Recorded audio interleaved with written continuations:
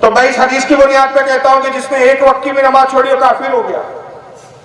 امام شافعی رحمۃ اللہ علیہ سوال کرتے ہیں، اچھا احمد ابن حنبل یہ بتاؤ ایک شخص نے نماز چھوڑ دی، اب اس حدیث کے مطابق اور تمہارے فتوے کے مطابق کافر ہوا، نماز چھوڑنے کے بعد کفر کے بعد پچھتاوا آیا، افسوس ہوا میں نے تو کفر کر لیا، ایمانی سے نکل گیا، میں اسلام سے خارج ہو گیا، اور ظاہر اسلام کو پسند کرتا ہے تو دوبارہ اسلام میں آنا چاہتا ہے، تو اب کیا کریں گے اسلام میں آنے کے لیے؟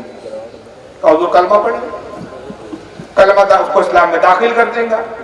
کہا احمد ابن حنبل بتاؤ جس وقت اس نے نماز چھوڑی تھی وہ نماز کا منکر بھی نہیں تھا، نماز چھوڑی تھی اس نے اس وقت نہ کلمے کو چھوڑا نہ کلمے کا منکر تھا، تو کلمے کا جب منکر نہیں تھا تو کلمے کے انکار کی بنیاد پہ تو کافر نہیں ہوا، تو جس چیز کی انکار پہ کافر نہیں ہے وہ چیز اس کو اسلام میں کیسے لائیں گی؟ سمجھ میں آ رہی ہے کہ نہیں؟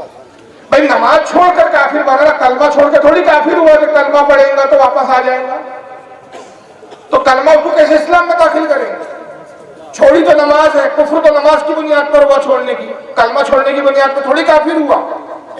اب تم کہتے کلمہ پڑھے تو مسلمان ہو جائے گا، تمام بات تھوڑے گھوم گئے، بات تو صحیح۔ اچھا حضور وہ نماز چھوڑ کر کافر ہو تو نماز پڑھ لیں، تو نماز جب پڑھ لیں گے تو مسلمان ہو۔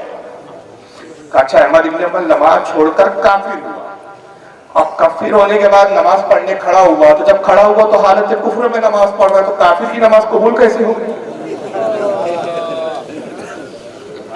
ابھی تو کفر کی حالت ہے، نماز تو ایک سیکنڈ کا عمل نہیں ہے، یوں کیا ہو گیا بالکل آپ داخل ہو گئے، ایک وقت لگتا ہے۔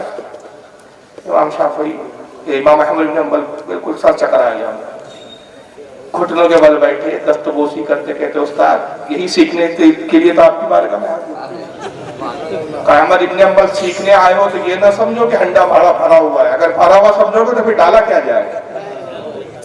اور یہی وجہ ایک بڑی پیاری حدیث یاد آ رہی ہے کہ ایک حدیث تو آپ نے بہت بار سنی ہوگی، طلب العلم فریضۃ علی کل مسلم و مسلمہ، آقا فرماتے ہیں کہ علم دین کا حاصل کرنا ہر مسلمان مرد اور عورت پر فرض ہے، ہر آدمی کو علم دین حاصل کرنا ہے، کتنا؟ جو اس کی نماز کو درست کر دے، اس کے روزے کو درست کر دے، اس کی تجارت کے اصول کو کا پتہ دے دے، یعنی اپنے ضروریات کا علم حاصل کرنا ہر مسلمان پر لازمی اور ضروری ہے۔ اور پھر زیادہ گہرائی میں جانا یہ عالموں کا کام ہے جو فرض کفایہ ہے۔ لیکن ایک حدیث بڑی پیاری یاد آئی ہے، اللہ کے نبی فرماتے ہیں کہ علم حاصل کرو، تم میں سے اگر کسی سے ممکن ہو تو وہ اپنے جوتوں کو لوہے کے جوتے بنا لے۔ حالانکہ لوہے کے جوتے کوئی پہنتا نہیں ہے، یہ سمجھانے کے لیے مبالغہ کیا حضور نے، علم کی افادیت اور علم کی اہمیت کو سمجھانے کے لیے۔ تم میں سے اگر کسی سے ممکن ہو وہ لوہے کے جوتے پہن لے اور علم کے حصول کے لیے سفر کرتا رہے یہاں تک کہ وہ جوتے گھٹ جائے، ختم ہو جائے، مگر تب بھی یہ نہ سمجھے کہ سب کچھ اس نے حاصل کر لیا، یہی سمجھے کہ اب بھی میں خالی ہوں۔ تو جب یہ سوچتا ہے تو حاصل کرتا ہے، جس وقت انسان یہ سوچتا ہے میں تو بہت بڑا علامہ ہوں بس ختم، اس کے بعد تو کچھ ہے ہی نہیں، تو یاد رکھیے کہ اس سے بڑا پھر کوئی جاہل نہیں۔ یہی چیز حضرت امام احمد بن حنبل کو سمجھانا چاہ رہے امام شافعی کہ اگر سیکھنے آئے ہو تو اپنے آپ کو خالی ہنجے کی طرح سمجھو، اگر بھرا ہوا سمجھو گے تو پھر میں کیا ڈالوں؟ حضور اب بتائیے کہ اس حدیث کا مطلب کیا ہے؟ یہ تو ظاہری مطلب ہے جو محدثین لیتے، ہم فقیہ وہ ہیں جو حدیث پر غور و فکر کرتے ہیں اور اس کے باطن کو دیکھتے ہیں اور ہم باطن کے معنی اخذ کرتے ہیں۔ یاد رکھو کہ کلمہ جو ہے وہ مسلمان بنانے کے لیے ضروریات دین میں نماز فرض ہے، لیکن ایمان ایک الگ شے ہے۔ ایمان کیا ہے؟ اللہ کی توحید کا اقرار، رسول کی رسالت کا اقرار، قیامت کا اقرار، عذاب کا اقرار، فرشتوں کا اقرار، آسمانی کتابوں کا اقرار، یہ ایمانیات میں نماز فرض ہے۔ اس کو چھوڑنے والا احمد ابن حنبل سنو وہ گناہگار ہوتا ہے۔ حضور کی حدیث کا مفہوم یہ ہے کہ جس نے قصدن ایک وقت کی نماز چھوڑی اس نے گویا کافروں والا کام کیا، کافر نہیں ہوا بلکہ کیا کیا؟ کافروں والا کام کیا۔ امام شافعی یہ فتویٰ تو بہت بعد میں دے رہے ہیں، امام ابو حنیفہ کے زمانے میں تو پیدا بھی نہیں ہوئے، لیکن اس سے بہت پہلے ہمارے امام اعظم ابو حنیفہ کیا فتویٰ دیتے ہیں۔ یہ حدیث جب ان کے سامنے پیش کی جاتی ہے کہ حضور اللہ کے نبی کی حدیث ہے من ترک الصلاۃ متعمدا فقد کفر، آپ اس بارے میں کیا کہتے ہیں؟ فرماتے ہیں اللہ کے رسول کی منشا یہ ہے کہ یہ نماز چھوڑنا کافروں والا کام ہے، وہ کافر نہیں ہوں گا ظاہراً، کافروں کی طرح کام کیا تو اس کو ہم فاسق کہیں گے، اور بادشاہ اسلام پر لازم ہے کہ بے نمازی کو وہ قید کرے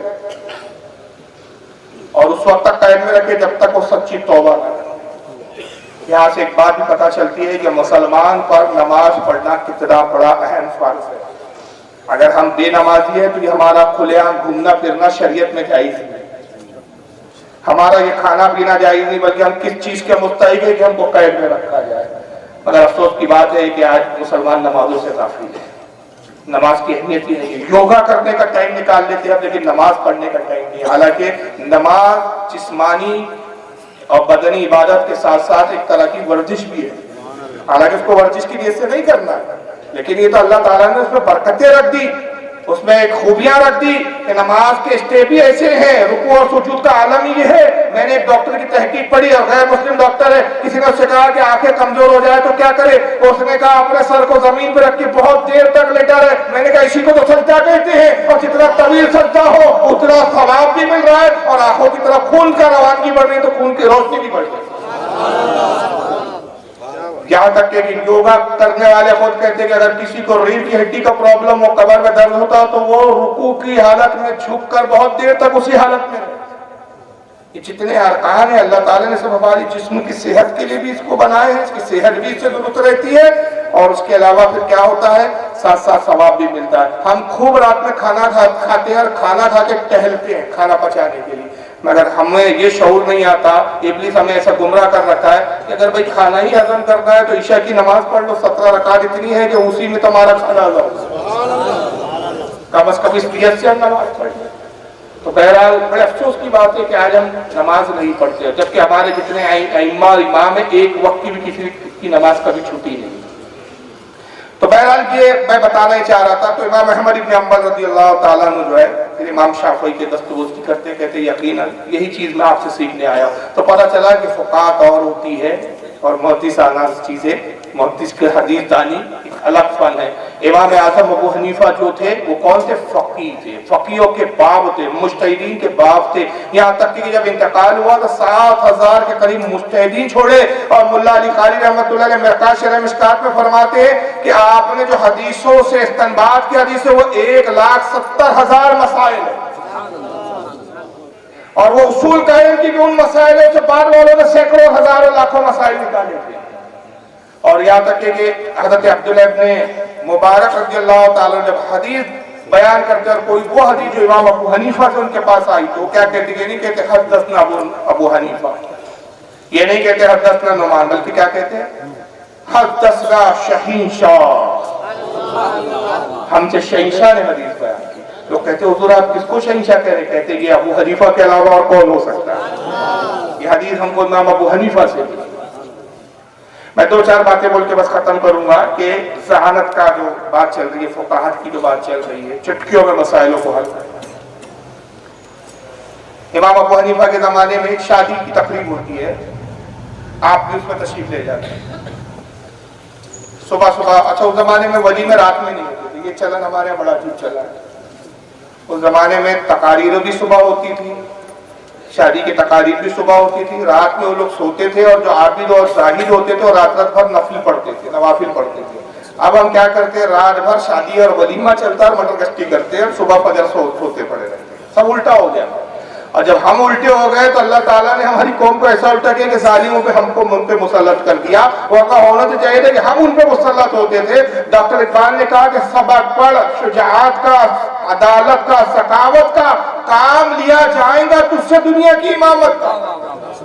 ہم دنیا کے امام بننے آئے تھے لیکن غلام اور خادم بن کے رہ گئے. گندی چیزیں کھانے والے اور پینے والے آج ہم پر حکومت کریں. اس کی وجہ یہ ہے کہ ہماری غفلت ہے. تو صبح ولیمہ تھا، وہ بڑے بڑے علماء آئے ہوئے تھے. امام ابو حنیفہ کو بھی بلایا گیا تھا. جیسے پہنچے تو دو لڑکوں کی شادی ہوئی تھی، 2 سگی بہنیں تھے. 2 سگے بھائی تھے، ان کی 2 سگی بہنوں سے ہوتی. ایک بھائی کے نکاح میں ایک بہن تھی، دوسرے بھائی کے نکاح میں دوسری بہن. لڑکوں کا باپ چیختا ہوا آتا، حضور غضب ہو گیا، غضب ہو گیا. کہا کیا ہوا؟ کہا کل رات اندھیرے میں دلہنوں کی تبدیلیاں ہوئی. جس کے ساتھ جس کا نکاح ہوا وہ دلہن دوسرے کے بعد کمرے میں چلے گئی اور جس کا نکاح اس سے ہوا تو اس کی دلہن اس کے کمرے میں. غضب ہو گیا. وہ حضور کیا کریں گے؟ امام ابو سفیان کی اس بات کی سنو، یہ بھی بہت بڑے محدث تھے امام ابو سفیان.